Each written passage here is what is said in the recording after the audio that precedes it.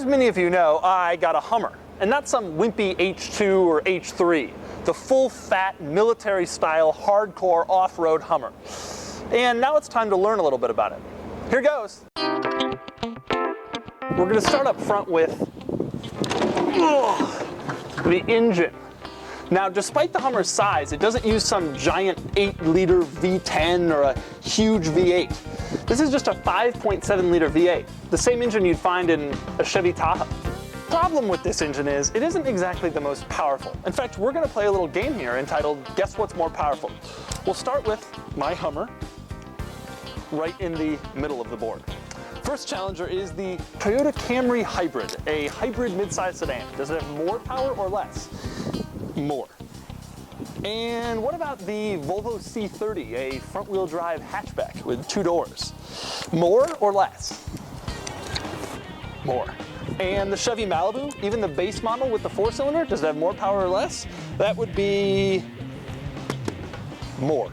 The result is that acceleration leaves a little something to be desired. To show you what I mean, here's a full-blown 0 to 40 pedal to the metal acceleration run.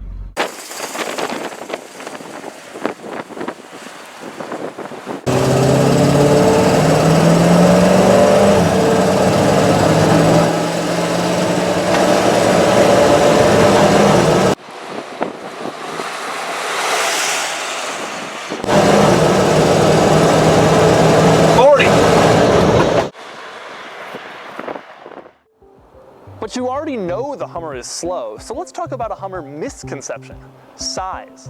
It isn't as big as you think. For proof, here's my Hummer next to a modern full-size pickup. Which one is wider? Would you believe the pickup? With mirrors, of course. That's right. In fact, my Hummer is narrower than every single full-size pickup currently on sale. When it came out 20 years ago, it was huge, but by modern standards, it's not so bad.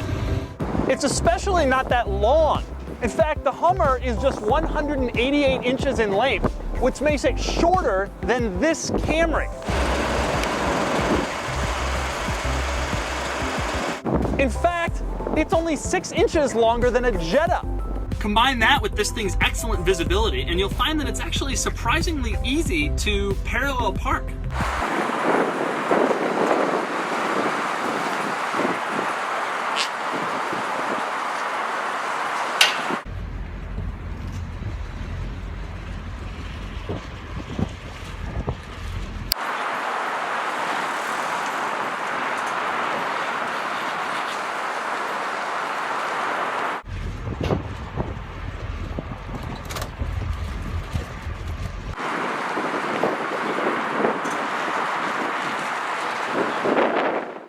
There we go.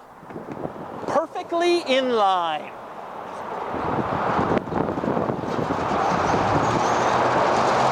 Now let's talk interior. It's huge, but it's also a horrible use of space.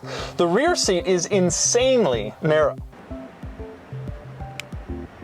and there's practically no legroom. It's even worse in the front, where there is absolutely no room for your feet.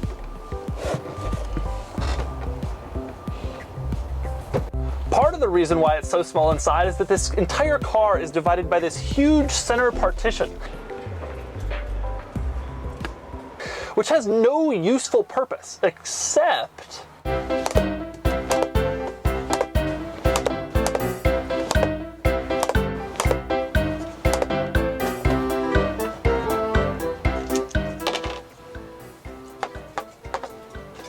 Boardwalk.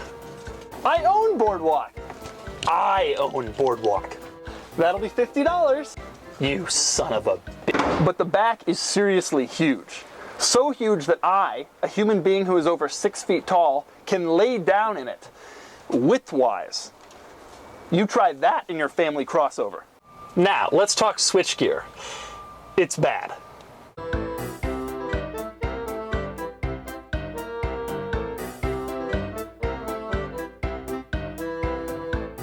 But the worst part is this tiny little steering wheel that doesn't really feel like it's up to controlling this gigantic truck.